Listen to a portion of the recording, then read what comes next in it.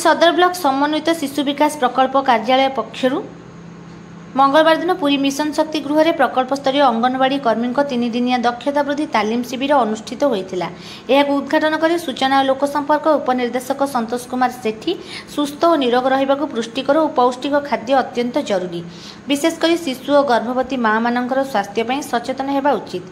महंगा खाद्य अपेक्षा घर पाख बाड़ी बगीचार मिलुवा फल पनीपरिया शाग और चूना माछ इत्यादि को दैनंदिन खाद्य तालिकार सामिल करने को माँ मान अवगत कराइबा से अनुरोध करथिले।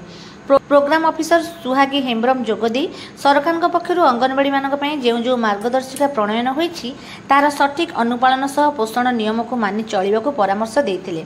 सदर सीडीपीओ विनोदिनी त्रिपाठी सभापतित्व अनुष्ठित यह कार्यक्रम में पुरी सदर supervisor Madhuchhanda, Puri municipality supervisor Pranati Chinara प्रमुख उपस्थित रही पोषण पक्ष पालन संपर्क में आलोचना करथिले। एही प्रशिक्षण शिविर में पुरी सदर और म्युनिसिपालिटी अंगनवाड़ी कर्मी माने जोग देथिले।